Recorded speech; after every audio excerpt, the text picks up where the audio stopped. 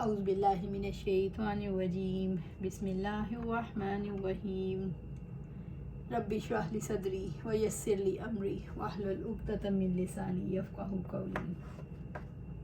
ہم دیکھ رہے تھے نکلے تیری تلاش میں، اللہ سبحانہ تعالیٰ کی تلاش میں۔ جب انسان کو یہ پتہ چل جائے کہ یہ بات اللہ تعالیٰ کو پسند نہیں تو پھر انسان اس کی ناپسند کو چھوڑتا ہے۔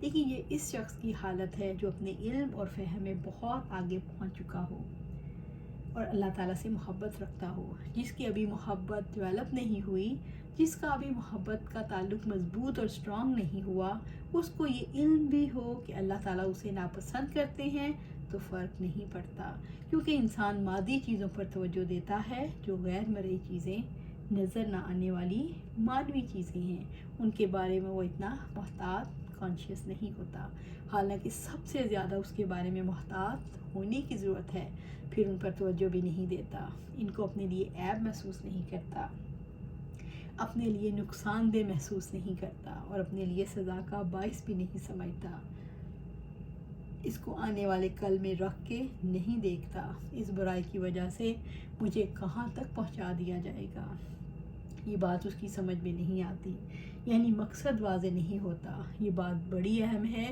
کہ انسان اپنے آپ کو پیغام دیتا ہے یہ تو میری عادت ہے اور اس کو چھوڑا نہیں جا سکتا، پھر اس کا انجام بھی نہیں دیکھتا، حالانکہ انسان کو رزلٹ بیسڈ کام کرنے چاہیے اور نتیجہ خیز عادات اپنانی چاہیے جن کا اچھا نتیجہ نکلنے والا ہو، جن کی وجہ سے انسان کو نفع پہنچنے والا ہو، اور جو چیز نقصان دہ ہو اسے چھوڑ دینا چاہیے۔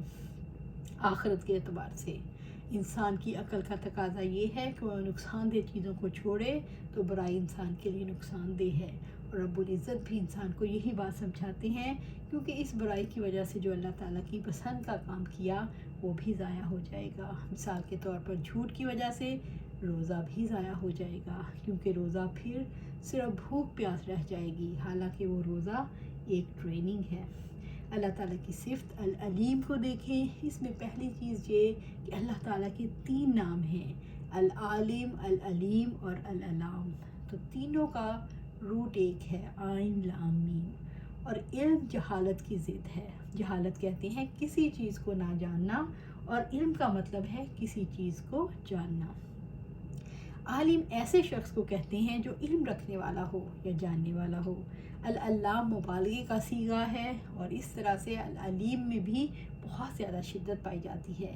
عالم کے مقابلے میں العلیم سب کچھ جاننے والا، یعنی کچھ بھی جس سے چھپا ہوا نہیں، اور جاننے کا مطلب یہ ہے اس نے کسی چیز کو پہچان لیا یا اسے اس چیز کی خبر ہے، یعنی کوئی علم والا ہے تو اس کا مطلب یہ ہے اس چیز کو جانتا ہے جس کا اسے علم ہے، اور اس کی خبر رکھتا ہے، یعنی اس کو ان کے سارے حالات کا علم ہے۔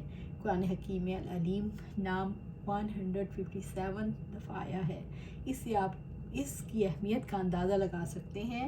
مجھے العلیم کے حوالے سے جس آیت نے زندگی میں بہت متاثر کیا وہ فرشتوں کا اظہار ہے۔ قالوا سبحانک لا علم لنا الا ما علمتنا، انہوں نے کہا آپ پاک ہیں، جو کچھ آپ نے ہمیں سکھایا اس کے سوا ہمیں کچھ علم نہیں۔ سورۃ البقرہ آیت 32۔ اس میں تعلق ہے، اس میں اظہار ہے کہ ہمارا علم آپ ہی کی جانب سے ہے۔ اصلاً جو چیز ہر انسان کو اپنے ذہن میں رکھنی ہے وہ یہ کہ انسان کسی چیز کے بارے میں نہ علم رکھ سکتا ہے، نہ علم پر اس کی کوئی قدرت ہے، نہ اس کا علمی حوالے سے کوئی کمال ہے۔ اس کے پاس جو علم ہے، اس کے پاس جو کمال ہے وہ اللہ تعالیٰ کی ذات کا کمال ہے، اس کے پاس جو علم ہے وہ رب عظیم کا دیا ہوا ہے۔ انک انت العلیم الحکیم، سورۃ بقرہ آیت 32۔ یقیناً آپ ہی سب کچھ جاننے والے کمال حکمت والے ہیں۔ اس آیت سے ہمیں پتہ چلتا ہے فرشتوں نے اعتراف کیا تھا ہمارے علم کا مرکز، منبع، اوریجن آپ کی ذات ہے، جو آپ دے دیں وہ ہمیں ملتا ہے، جو آپ نہ دیں وہ ہم نہیں سیکھ پاتے۔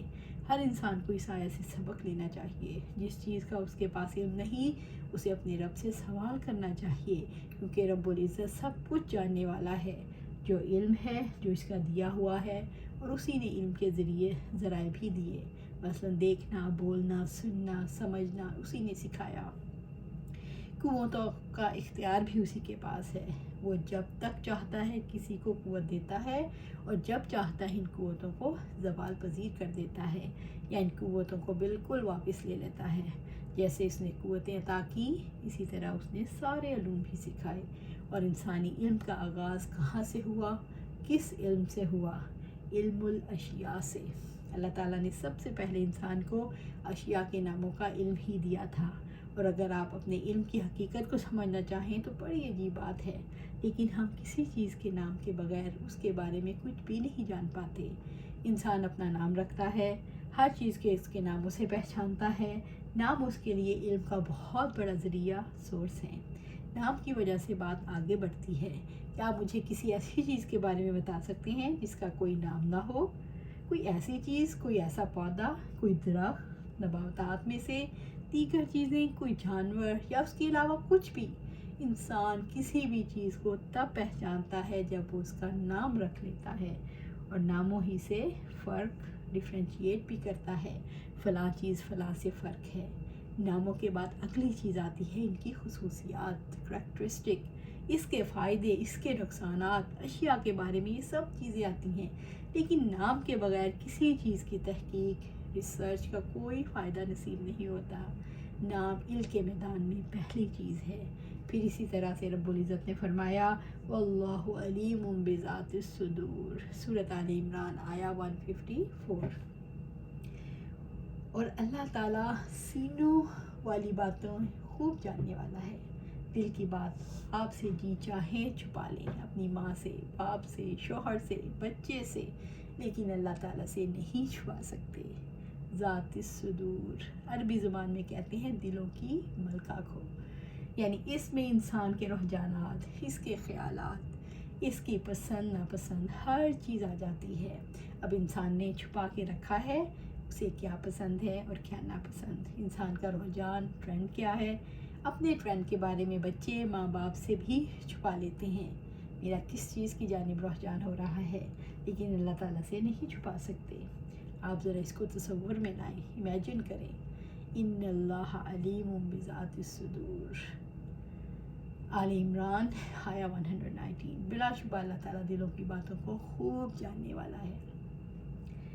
تو وہ سینہ جس کا علم اللہ تعالیٰ کے پاس ہے، اس کے بارے میں جب یہ یقین ہو کہ اللہ تعالیٰ سے چھپ نہیں سکتا، جو اس بات پر یقین اور بیلیو رکھتا ہے، پھر وہاں بدگمانی کیسے رہتی ہے، وہاں پر بغض کیسے رہتا ہے، وہاں پر کینہ کیسے رہتا ہے، وہاں پر حسد کیسے جنم لیتا ہے، دنیا کی محبت کیسے آتی ہے، غفلت کیسے آتی ہے. بے شک اللہ تعالیٰ سینوں کی باتیں پوری طرح جاننے والا ہے.